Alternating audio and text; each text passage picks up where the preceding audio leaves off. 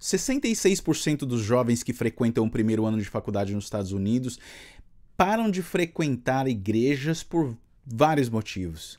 Vários deles começam a questionar a existência de Deus, mas por uma simples razão. Como é parte da tradição americana, essa é a primeira vez da maioria dessas crianças com 17, 18 anos vivendo vulneravelmente fora de seus lares, longe dos pais, para a tristeza de alguns e alegrias de outros, entrando pela primeira vez numa sala de aula num formato que nunca tiveram antes, com alunos de todos os tipos e inclusive de todas as idades, e a insegurança começa a permear o coração do jovem. Daí, quando então estão todos assentados, em passo de soldado entra o professor. Não é mais o teacher, agora é o professor. Teacher é coisa do ensino primário, do fundamental, ensino médio. Agora, pela primeira vez, a criança lida com o professor, que entra na classe parecendo um pavão. E a primeira coisa que ele fala é: ok, bem-vindos ao teu primeiro dia de college. E já te falo que aqui é o mundo real. A gente não tem tempo para essa besteira de religião. Aqui a gente lida com ciência, a disciplina que explica tudo. O Big Bang explica a origem do universo. A teoria da evolução explica como todos nós chegamos aqui. Quem ainda invoca a Deus para responder o que a ciência hoje sabe é povo retrógrada. Quem não tem conhecimento, só fé. Aqui é onde essa besteira de fé em Deus acaba e onde o verdadeiro conhecimento começa. Porque o povo de igreja tem fé porque não tem conhecimento de ciência. Se você quer ser religioso, deixa o teu cartão de igreja lá do lado de fora da classe, porque ciência e religião não são compatíveis. Aqui você vai aprender ciência, física, biologia, cosmologia. Mas existe um outro motivo pelo qual uma grande porcentagem dessas mesmas crianças voltam para o evangelho depois de alguns anos. E não é muito difícil de entender o porquê. Como eu sempre digo, com o rápido avanço da ciência, está cada vez mais difícil ser ateu. Várias dessas frases usadas pelos ateus hoje são jargões antigos que não evoluíram com o avanço da ciência. Quando Charles Darwin veio com seu famoso livro The Origin of Species, A Origem das Espécies, e definitivamente causando uma revolução no mundo científico e abalando inclusive o mundo cristão, mais de 50 anos atrás, ele falava que não havíamos sido criados, mas evoluímos de ancestrais comuns. Quando Bertrand Russell declarou que o universo era eterno e, portanto, nunca precisou de um criador, eles estavam baseados em uma ciência extremamente limitada comparada com os dias de hoje. Nem Darwin tinha a mínima ideia que uma célula não é só uma geleia microscópica, como ele pensava ser, e nem Bertrand tinha ideia do quanto que a gente sabe do universo agora, depois do Edwin Hubble e o seu telescópio e outras fascinantes pesquisas dele do cosmos, do universo. Apesar do discurso do nosso amigo Professor parecer ser extremamente avançado, várias dessas frases são de décadas atrás e não evoluíram com a ciência, como eu disse. Como diria um dos caras que eu mais respeito nesse planeta, o excepcional Dr. James Stewart, cientista bioquímico e inúmeros outros títulos, do qual eu prometo que eu vou fazer um podcast um dia exclusivamente só focado na inteligência desse homem. Mas ele falou algo assim: a comunidade cientista sabe que não importa quão sem sentido uma declaração deles possa ser, uma vez que eles falarem isso é ciência. Concluíram isso cientificamente. Isso é o que os cientistas dizem. A partir daí fecha-se toda a conversação. Ninguém tem coragem de seguir aquela declaração sem sentido nenhum com uma segunda pergunta. Por que a ciência está dizendo isso? O que você está exatamente querendo dizer com essa declaração? Eu só te falo uma coisa, o Dr. James Stewart, ele estava bem bravo quando ele falou essas coisas. When one looks at a typical textbook, one will see some prehistoric pond and molecules, and those molecules coming together and forming a cell, and those cells coming together and some slithering creature coming out of this pond. That is fallacious. There is no truth in that. We don't even know how to make the molecules. We are lost on how to do this. O cara é o máximo.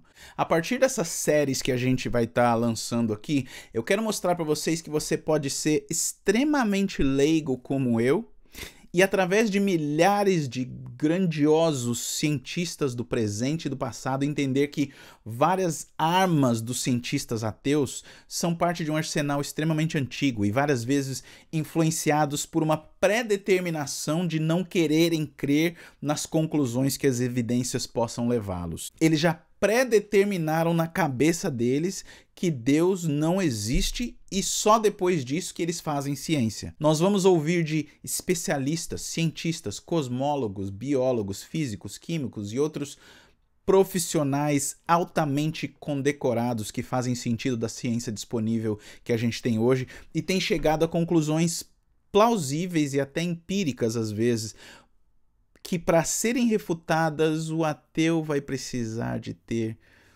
muita fé. Vamos nessa jornada com a gente? Bem-vindo ao nosso podcast A Minha Fé em Evidência.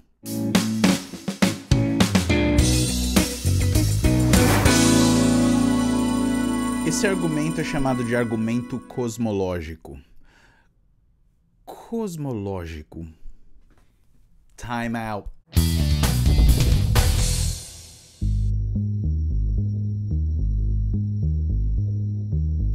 A premissa 1 fala: tudo o que começa a existir tem uma causa.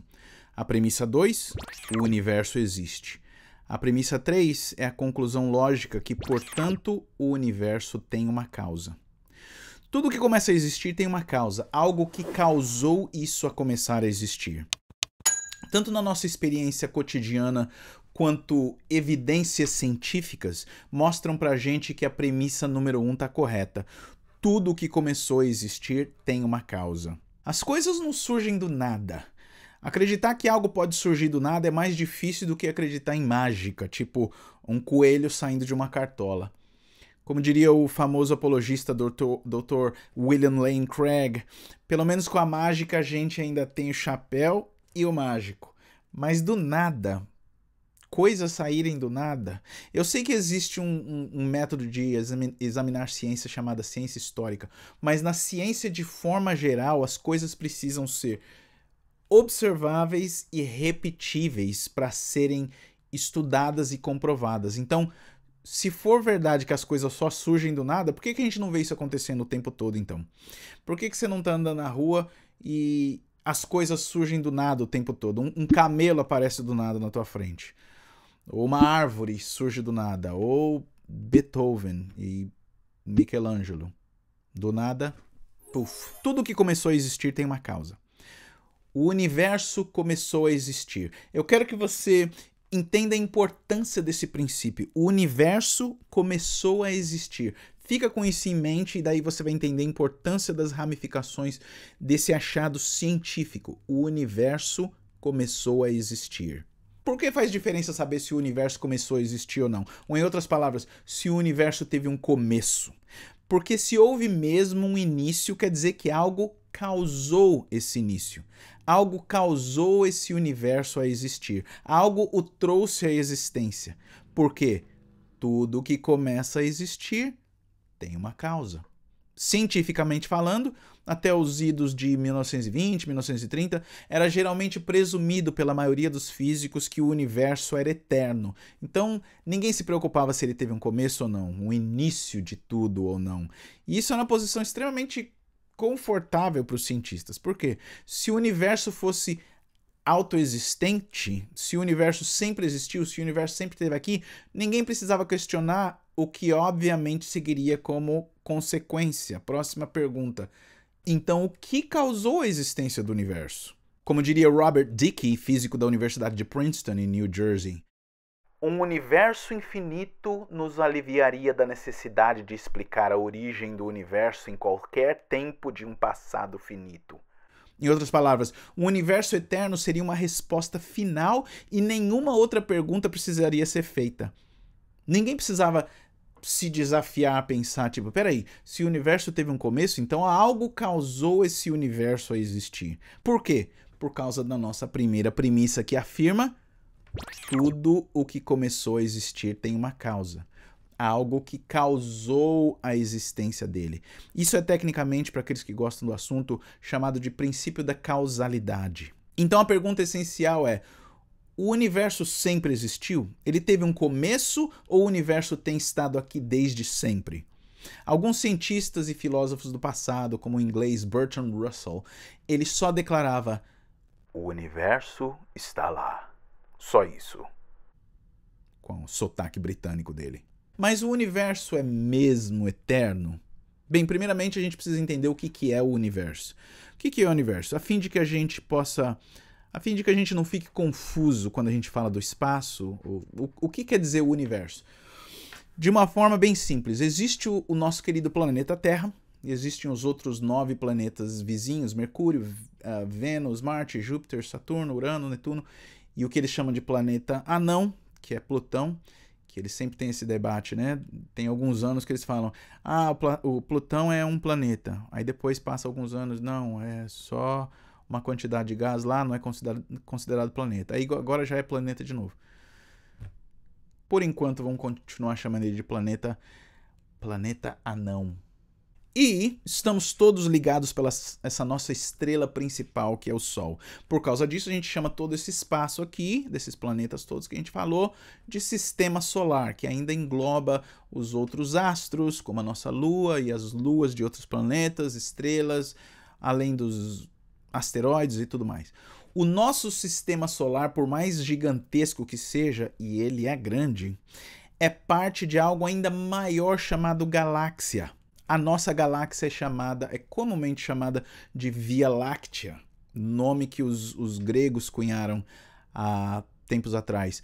Há bilhões de estrelas na nossa galáxia. Além disso, já faz décadas que descobriram que existem ainda outras galáxias além da nossa. Culpa do nosso amigo Edwin Hubble, que eu vou falar bastante dele aqui, aquele do grandiosíssimo telescópio, e que a gente vai falar mais a respeito dele daqui a pouco. Mas então tá claro? Agora, então como tudo isso chama, tudo aquilo que a gente acabou de falar, o nosso planeta, o nosso sistema solar, a nossa galáxia e todos os outros bilhões de galáxias descobertas além da nossa. Tudo isso é o que a gente chama de universo, que uma palavra técnica para o universo é o cosmos. O estudo do universo é chamado de cosmologia, por causa do cosmos, né? Os especialistas que estudam o universo são chamados de cosmólogos, cosmologistas, mas embora a primeira forma é a mais comum. Uma vez entendido, vamos voltar então à nossa pergunta principal e crucial. O universo sempre existiu? O universo está aqui desde sempre ou ele teve um começo? Porque se for verdade que ele sempre existiu, a gente não precisa nenhuma explicação para a existência dele e a gente pode ir embora para casa. Agora, se ele começou a existir, então quer dizer que algo ou alguém o trouxe à existência. E a gente vai tentar então descobrir qual que foi essa causa para a existência do universo. Uma coisa que é simples de entender para leigos como eu e alguns de vocês assistindo esse vídeo é que a cosmologia afirma hoje que o universo está em expansão. Guarda isso em sua mente, ok? O universo está em expansão. No começo eu pedi para você prestar atenção no primeiro princípio, tudo que começou a existir teve uma causa. Agora lembre disso, o universo está em expansão. Eu já vou te falar mais. O porquê saber que o universo está se expandindo é extremamente importante. Mas basicamente é o fato de que se ele está se expandindo para fora e você pensar ao contrário, você pensar num retrocesso, se você pensar nessa linha de expansão ao contrário, ele vai se afunilar até chegar num ponto único, onde tudo começou.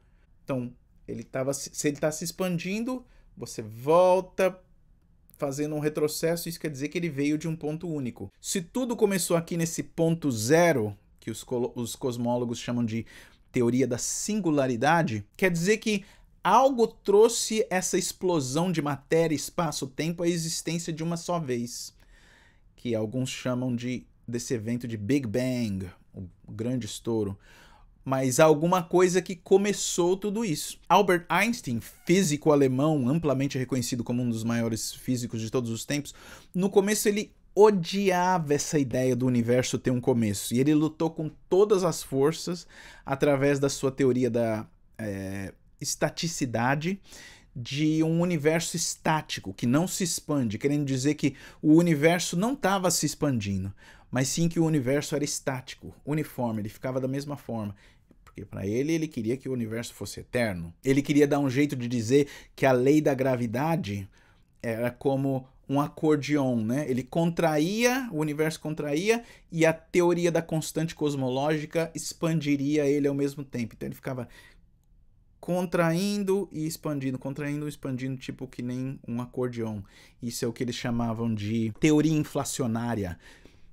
De inflação a gente entende bastante, mas fazendo assim que não precisasse reconhecer que o universo estava se expandindo, mas era estacionário. Ele precisou, inclusive, arbitrariamente escolher um valor matemático lá desses números, dessa constante, para que esses números encaixassem na teoria dele. Se segurando nessa teoria do universo estático, fez com que o Einstein se desobrigasse filosoficamente de assumir um começo do universo, porque senão ele ia ter que pensar o que foi que causou esse começo. Aí o negócio ia pegar. O Einstein não estava só nesse temor dele de reconhecer a expansão do universo e concluir que então o universo deve ter tido um começo.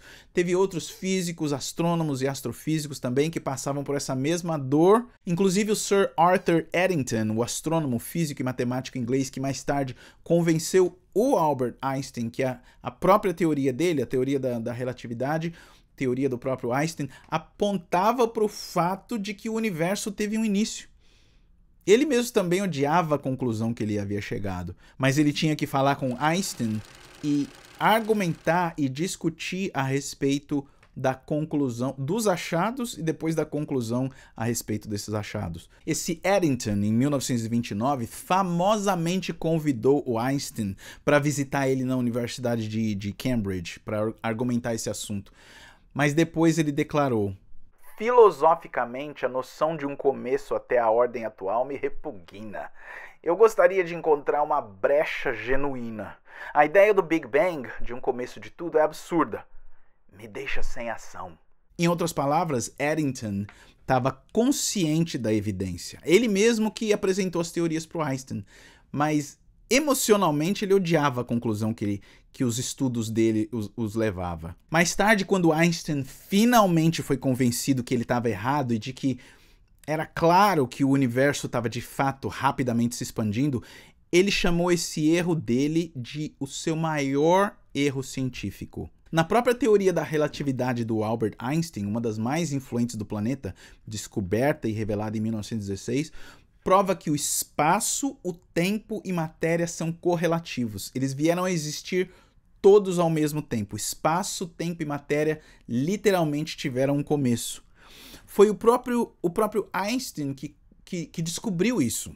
Então pensa comigo, se espaço, tempo, matéria e também energia, que causa esses fatores a existirem, se eles vieram a existir no começo imediato do universo, em outras palavras, espaço, tempo, matéria e energia não existiam antes. Isso quer dizer que seja lá o que causou espaço, tempo, matéria e energia, não pode ter sido feito de espaço, tempo, matéria e energia. Seja lá o que causou o universo, tem que transcender, tinha que estar fora do espaço, do tempo, matéria e energia, a fim de causar essas coisas à existência. É óbvio. Como é que o espaço, tempo, matéria e energia vão ser causados por espaço, tempo, matéria e energia, se esses valores nem existiam? Como diz os gringos aqui, duh! Agora, durante anos, muitas teorias vieram para tentar derrubar essa ideia de que o universo está se expandindo.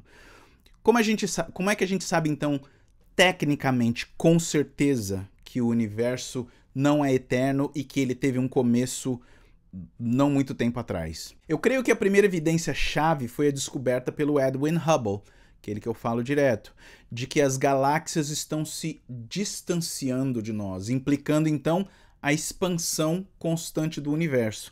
Essa evidência foi dada por cientistas pelo que eles chamam de redshift, que é um termo extremamente conhecido na área cosmológica, redshift. Se eu for traduzir alguma coisa como deslocação vermelha, não sei se é a melhor forma no português, mas enfim. O que é essa tal de deslocação vermelha, esse redshift?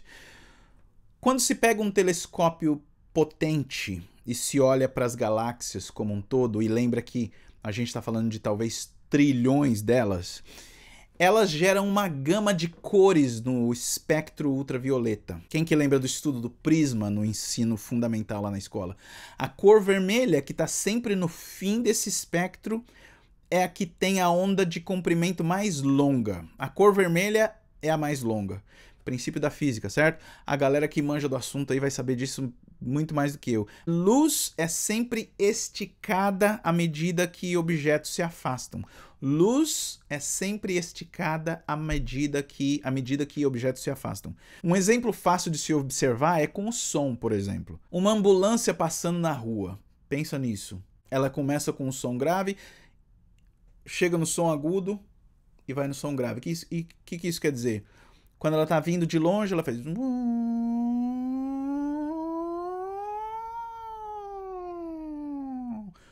Acho que isso foi um si bemol, inclusive. Vê aí. Gostou da minha imitação de ambulância? Eu não sei como que é a ambulância, não sei se ela faz... alguma coisa assim. Enfim, mas o que importa é que se você tiver uma sirene vindo de longe, ela vai fazer... E vai, quando ela vai chegando mais perto de você, ela vai ficando mais aguda. Quando ela vai indo mais longe de você, ela vai ficando mais grave. Quando o som de algo está se movendo na sua direção, é como se as ondas sonoras estivessem sendo esmagadas, apertadas. Daí o som vai ficando cada vez mais agudo. Da mesma forma, quando o som está se distanciando de você, as ondas sonoras vão se alargando. Daí o som vai ficando cada vez mais grave, né? E eu não vou fazer a minha imitação da ambulância de novo. Mas o curioso é que, por causa que eles conseguem até contar as ondas, é possível saber até quão rápido que o objeto está se movendo na tua direção ou longe da tua direção. Mas isso é um outro assunto. A mesma coisa acontece com a luz. Quanto mais a luz se aproxima de um objeto, mais azul e mais curta ela fica. Quanto mais distante, mais vermelha e mais longa ela fica, devido ao espectro ultravioleta. Quando os cientistas notaram que as muitas galáxias estavam emitindo essas ondas vermelhas, em outras palavras, ficando cada vez mais longe, eles obviamente concluíram que o universo todo não só está se expandindo, mas que teve um começo, num passado finito. Por quê? Se ele está se expandindo, ele vai voltando e ele teve algum começo aqui nesse ponto zero. Eles provaram que o universo veio de um único ponto.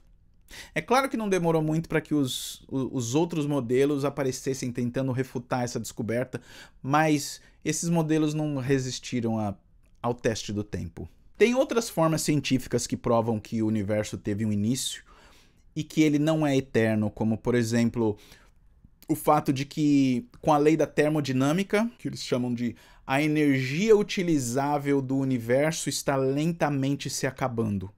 Energia utilizável, tal como energia luminosa, energia térmica, energia mecânica, energia gravitacional, energia elétrica, energia sonora, nuclear, atômica, assim por diante. Então essa tal de energia utilizável, para que ela é necessária? Para produtividade, crescimento e reparo do universo. E essa energia utilizável está lentamente se acabando. Ela está sendo convertida de energia utilizável para energia inutilizável. Não é que ela se acaba por completo, por causa que a lei da termodinâmica fala que ela não termina, mas ela se torna inutilizável. Eles chamam esse fenômeno de entropia. Entropia. Time out.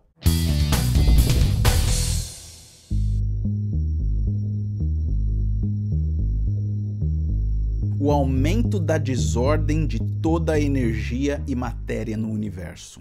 A gente precisa de ordem de moléculas, ordem moleculares nesse sistema térmico para o sistema trabalhar direito.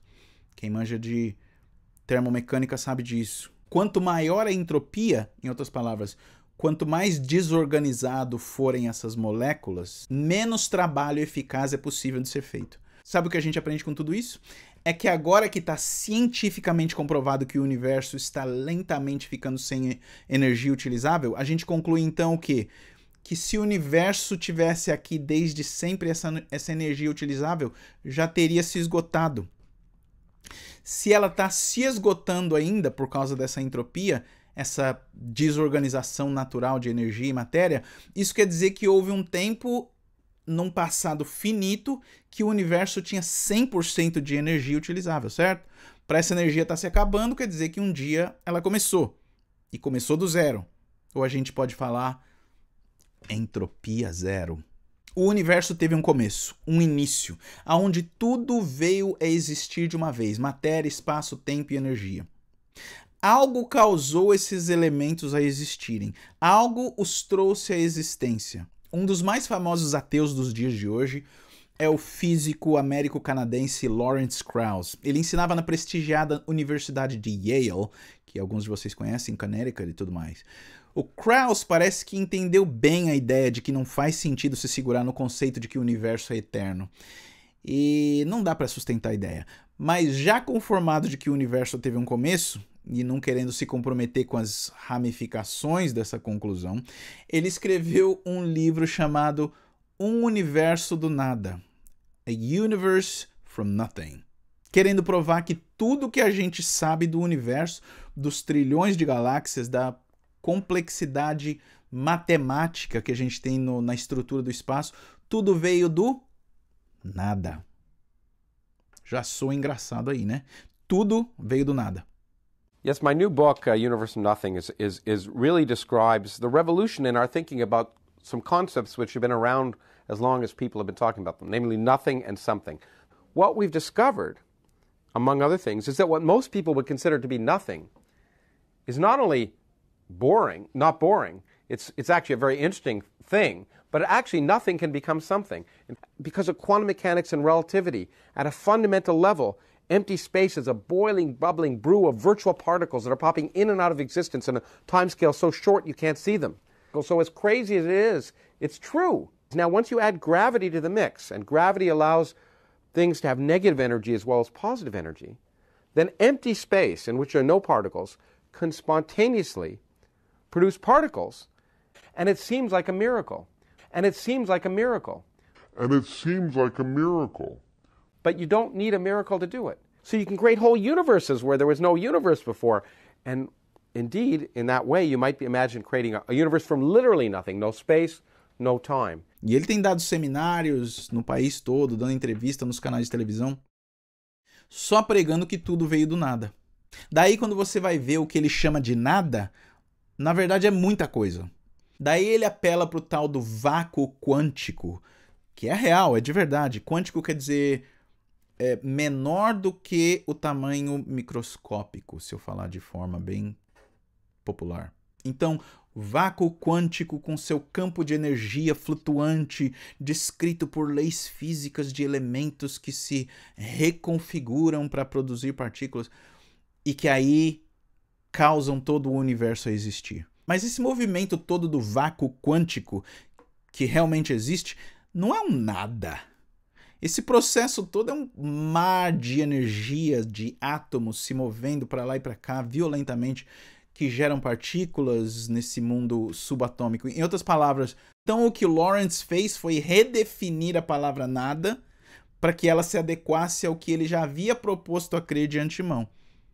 Deixa eu gastar um tempinho aqui com essa ideia do Lawrence Krauss, porque são ideias assim que pegam a molecada hoje.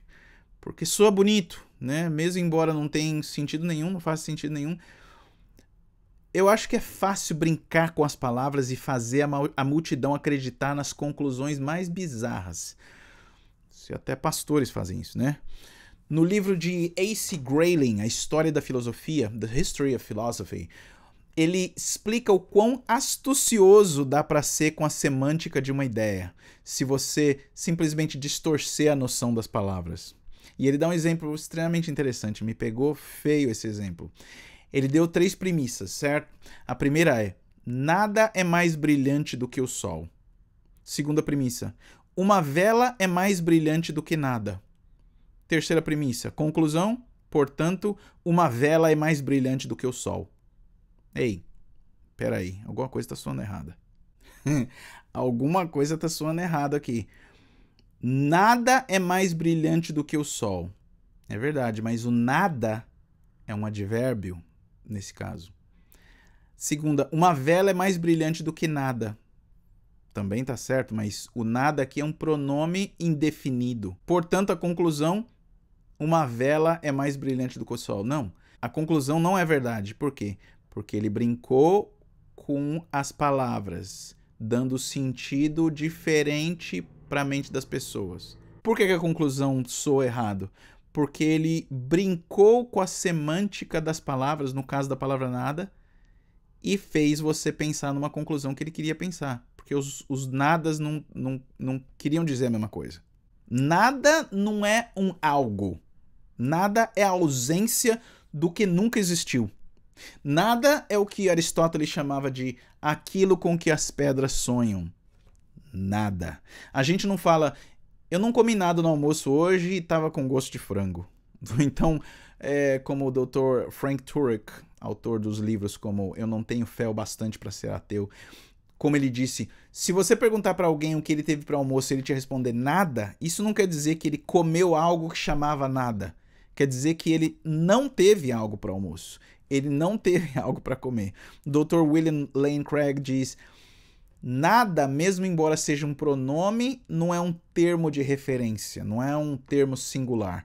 Ele é um quantificador universal negativo. Isso é o que ele fala. Então, quando estamos falando de nada, Mr. Krauss, estamos falando do quantificador negativo universal. Zero.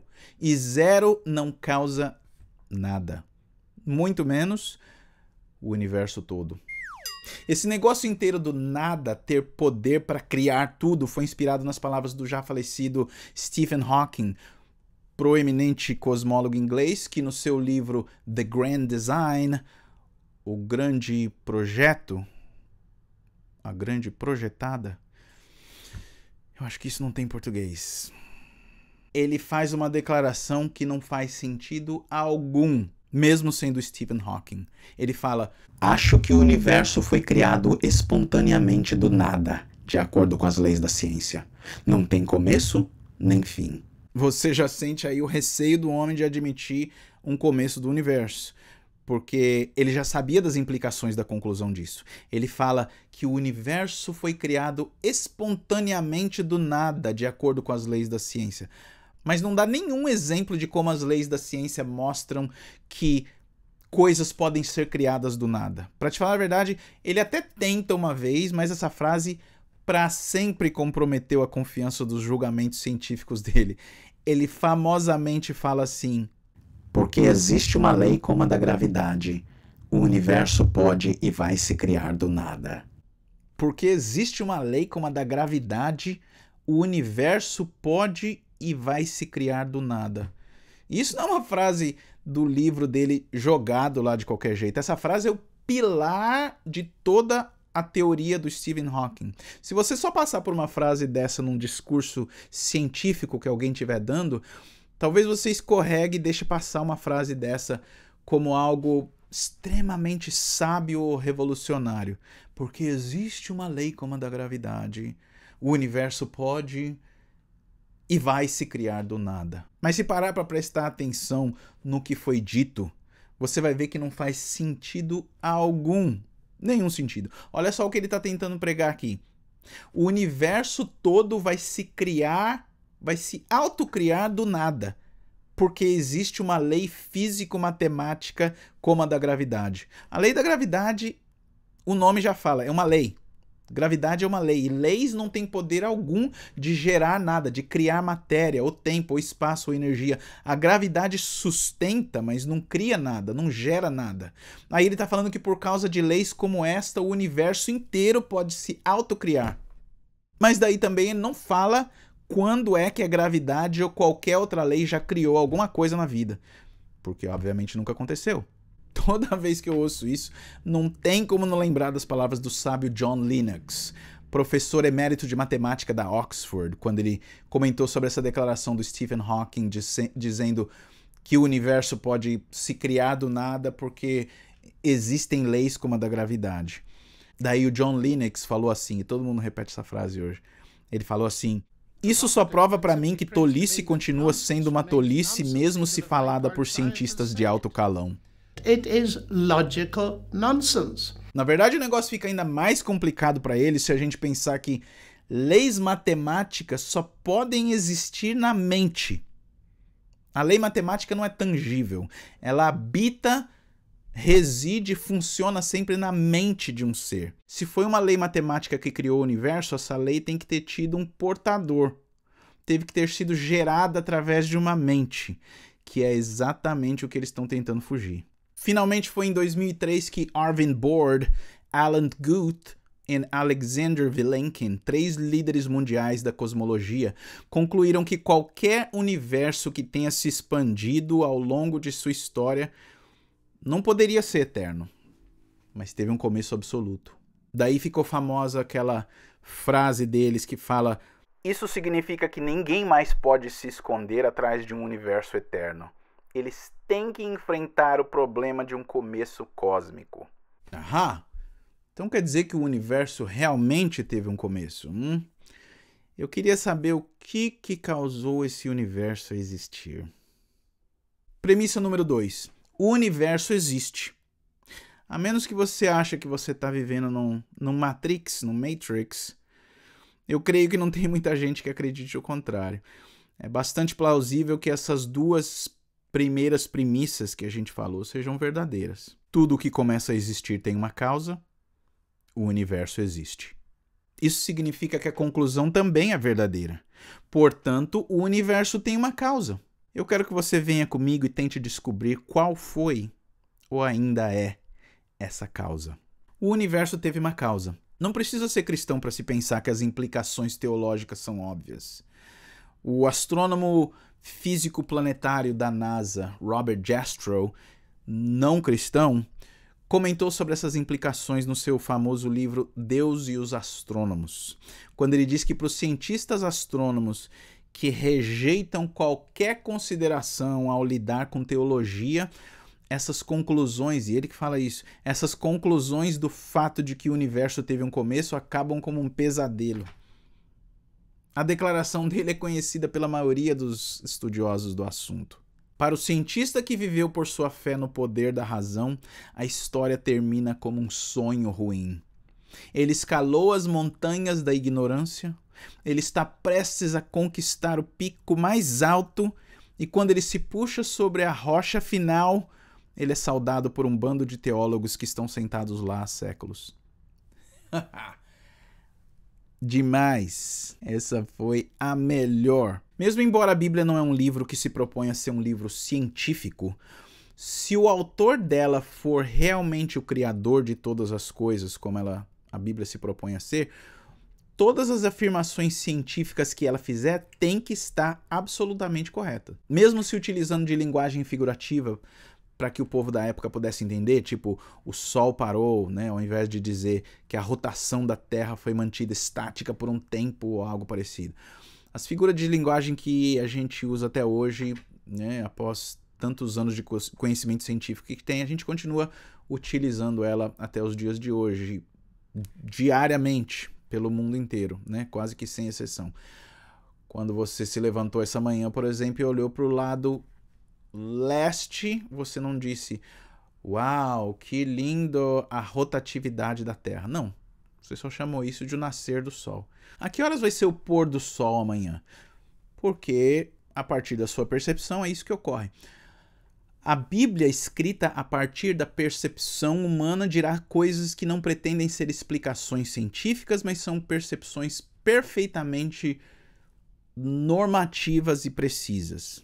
Por outro lado, se a Bíblia tivesse sido escrita pelo Criador de todas as coisas, ele não vai falar, por exemplo, que a Lua está a 50.000 léguas mais alta que o Sol e que ela tem luz própria e que a Terra é plana e triangular, composta por 7 estágios, uma de mel, uma de açúcar e uma de manteiga e uma de vinho.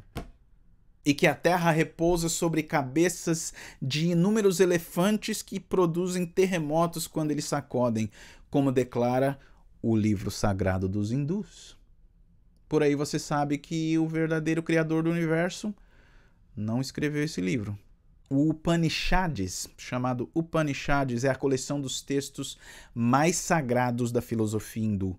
E ele diz que o Sol é a fonte de toda a energia do universo. Por aí você já sabe que o Criador de todas as coisas não escreveu esse livro. Se o Criador de todas as coisas for o autor da Bíblia, ele não vai falar que existem apenas 13 membros do corpo através dos quais a morte pode vir, como diz o livro sagrado dos taoístas. Se a Bíblia tiver sido escrita pelo Criador de todas as coisas, ela não vai falar que os terremotos são causados pelo vento movendo água e água movendo terra, como o livro budista declara. O Criador de todas as coisas não iria escrever que o homem não é feito de sangue, do cérebro, ossos e outros elementos materiais, e também de que o homem é incapaz de pecado, doença e morte. Então a gente sabe que Deus não escreveu isso. Isso é Christian Science, a tal da ciência cristã. Tudo que começa a existir tem uma causa. O universo existe.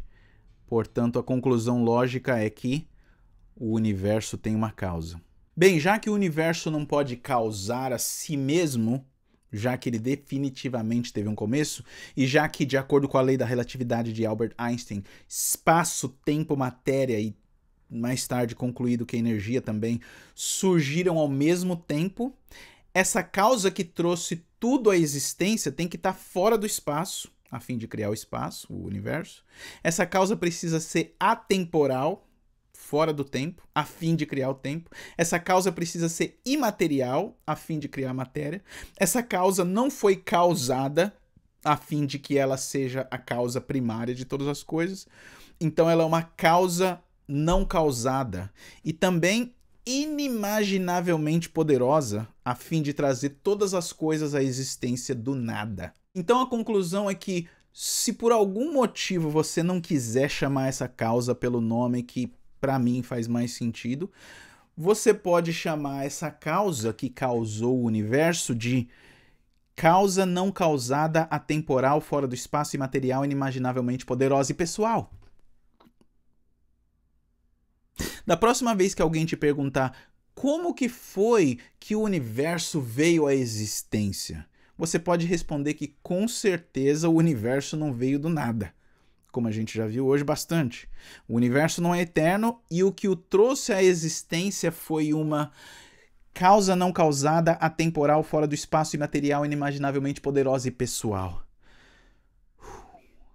Ou você pode responder o que essa causa mais parece ser: Deus.